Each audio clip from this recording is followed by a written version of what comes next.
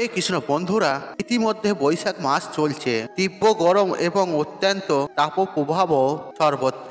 বন্ধুরা, এত গরমের কারণে হিসেবে আর আবহাওয়াবিদরা জানাচ্ছেন আর ক্রমাগত গাছ কাটার জন্যই এরকম অবস্থা তৈরি হয়েছে। বন্ধুরা, গাছ আমাদের পরম বন্ধু, আর গাছ যে শুধুমাত্র আমাদের অক্সিজেন প্রদান করে তাই নয় বন্ধুরা, আর এই গাছ নিয়ে আসে অপার সৌমৃদ্ধি। আর এই প্রকৃতিতে এমন অনেক গাছ রয়েছে আর সেই সব গাছে মা লক্ষ্মীর বাস বলে মনে করা হয়। আর বলা হয় এই সকল গাছ যদি বাড়িতে থাকে তাহলে গৃহে সর্বদা সুখ শান্তি বিরাজ করে, আর আর্থিক উন্নতি সেই গৃহে দেখা যায় চোখে পড়ার মতো। বন্ধুরা, তবে এই গাছ শুধু লাগালেই হয় না, সঠিক নিয়মে সঠিক দিশায় এই গাছ লাগাতে হয়, আর তবেই এই সকল গাছের শারীরিক সুফল পাওয়া যায়। আর এমনটাই বলছে বাস্তুশাস্ত্র। বন্ধুরা, এখন বৈশাখ মাস চলছে, আর যে মাসকে ভগবান শ্রীহরির মাস বলে গণ্য করা হয়। এই মাসে অন্যতম একটি গুরুত্বপূর্ণ কাজ বৃক্ষরোপণ করা।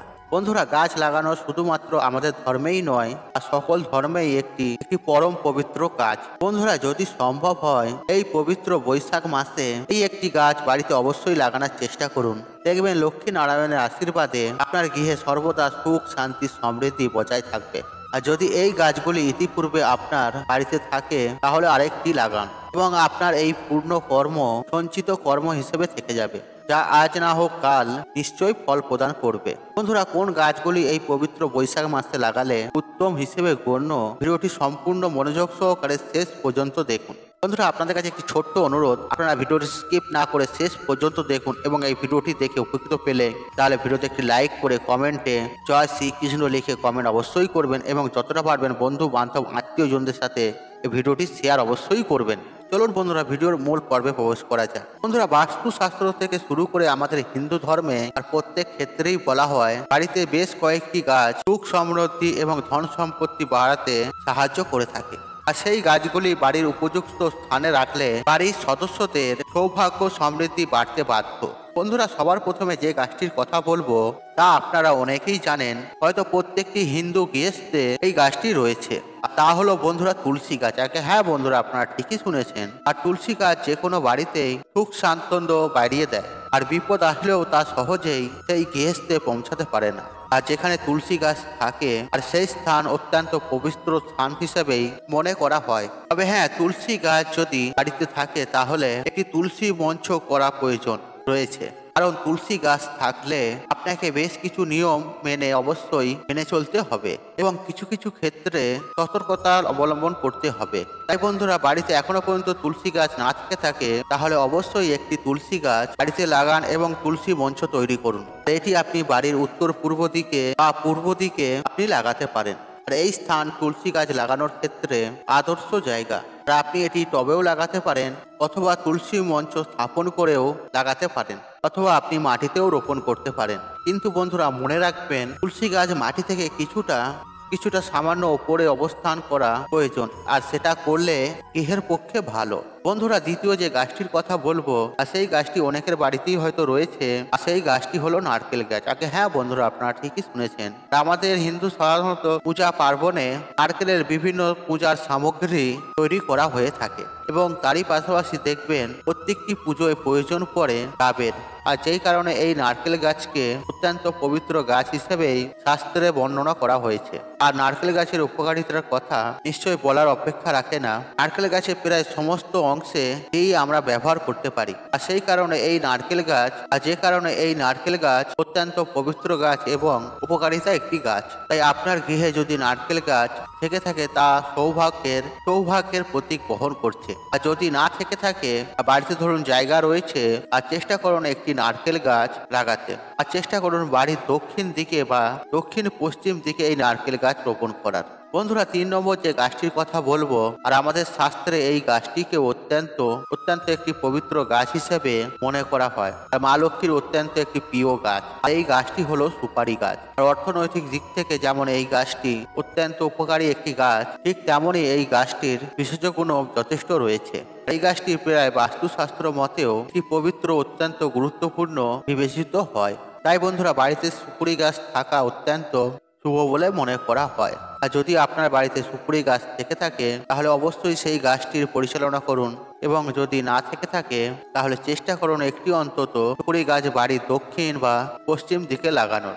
বাড়িতে যদি আপনার জায়গা না থাকে তাহলে সুপারি বা নারকেল গাছ এগুলি লাগানোর কোনো অর্থই হয় না। আর সেক্ষেত্রে আপনাদের জন্য একটি বিশেষ গাছ রয়েছে।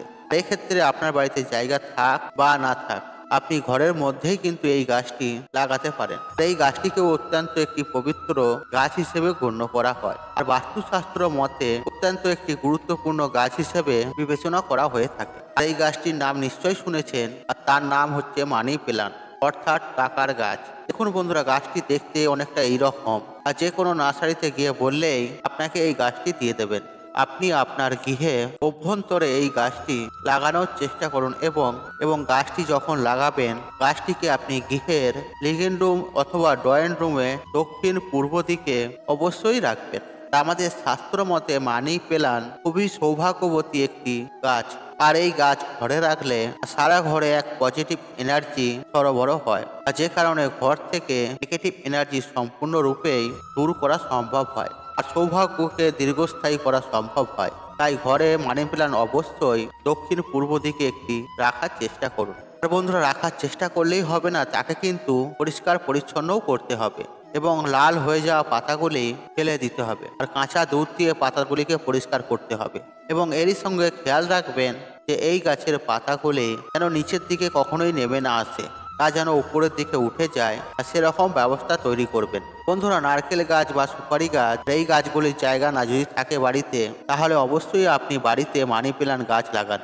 বন্ধুরা, পঞ্চমত যে গাছটির কথা বলবো তা সৌভাগ্যের বার্তা বহন করে এবং মা লক্ষ্মীর অত্যন্ত একটি প্রিয় গাছ এবং বাস্তুশাস্ত্র অনুযায়ীও এই গাছটি অত্যন্ত গুরুত্বপূর্ণ গাছ, আর তা হলো কলা গাছ। একটা হ্যাঁ বন্ধুরা, আপনারা ঠিকই শুনেছেন। আর বলা হয়ে থাকে যে কলা গাছ যে বাড়িতে থাকে আর সেই বাড়িতে অর্থর আগমন কেউ রুখতে পারে না, আর এমনও দাবি বাস্তুশাস্ত্র বিদ্যারও। আর বাড়ির সদস্যদের শরীর সুস্থ রাখতে কলা গাছ লাগানো অত্যন্ত ভালো উপায় এবং বিভিন্ন পূজা পার্বণে আর কলা কিন্তু একটি অত্যন্ত গুরুত্বপূর্ণ ফল হিসেবেই গণ্য করা হয়। আর তাই যদি আপনার বাড়িতে জায়গা থেকে থাকে তাহলে কলা গাছ লাগাতে পারেন। আর তাহলে খেয়াল রাখবেন বাড়ির সম্মুখ ভাগে কখনোই কলা গাছ লাগাবেন না। বাড়ির পিছনে অথবা সাইডে আপনি কিন্তু কলা গাছ লাগাতে পারেন, কিন্তু সম্মুখভাবে কখনোই কিন্তু কলা গাছ লাগাবেন না, আর তাহলে সেক্ষেত্রে বাস্তুশাস্ত্র অনুযায়ী তা ক্ষতি সাধন করে।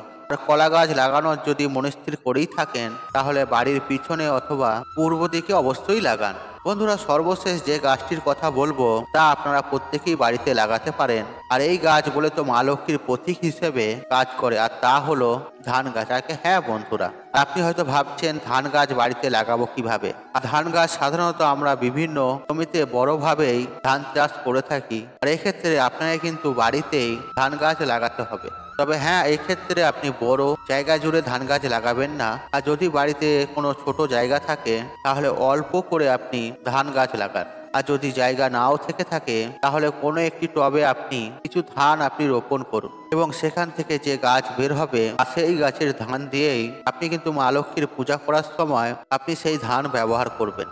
বন্ধুরা, এই ধান কিন্তু খাওয়ার জন্য নয়, আর এই ধান কেবলমাত্র পূজার উদ্দেশ্যেই কিন্তু ব্যবহার করবেন। বন্ধুরা, তারই সঙ্গে বাড়িতে যদি আপনার কোনো পুকুর থেকে থাকে অথবা কৃত্রিম জলাশয় তৈরি করে অথবা কোনো চৌবাচ্চা স্থাপন করে যদি বাড়ির মধ্যেই পদ্ম যদি ফোটাতে পারেন তাহলে তো কোনো কথাই নেই, স্বয়ং মা লক্ষ্মী সেই গৃহে অবশ্যই বিরাজ করবে। তবে বন্ধুরা, সবশেষে একটি কথাই বলবো, এই সমস্ত কিছু তখনই বাস্তবে কার্যকারী হবে তখন আপনি আপনার কর্ম ঠিকঠাক ভাবে করবেন, কারণ কর্ম ও ভাগ্য এই দুই নিয়েই কিন্তু মানুষের জীবন, আর কোনো একটিকে বাদ দিয়ে কিন্তু মানুষের জীবনে সফলতা কিন্তু আসে না। তাই বন্ধুরা, এই গাছগুলি যদি সম্ভব হয় আপনি আপনার বাড়িতে লাগানোর চেষ্টা করুন এবং তার সঙ্গে আপনার কর্ম ও নিষ্ঠা সহকারে পালন করুন। বন্ধুরা, আশা করছি এই ভিডিওটি আপনাদের ভালো লাগে, তাহলে ভিডিওতে একটি লাইক করুন, কমেন্ট করুন, শেয়ার করুন এবং বন্ধু বান্ধব আত্মীয়জনদের সাথে শেয়ার অবশ্যই করুন। মনে রাখবেন আপনার একটি শেয়ার অনেক মানুষকে উপকৃত করে তুলতে পারে। আর আপনি যদি আমার চ্যানেলে নতুন হয়ে থাকেন তাহলে চ্যানেলটি অবশ্যই সাবস্ক্রাইব করুন এবং পাশে থাকার মতো অন রাখুন, কারণ নিত্য নতুন ভিডিও সবার আগে দেখার জন্য। ঈশ্বর আপনার মঙ্গল করুক, আপনি সুস্থ থাকুন, নিরোগ থাকুন, আপনার দিন মঙ্গলময় হোক। হরে কৃষ্ণ কৃষ্ণ কৃষ্ণ হরে হরে।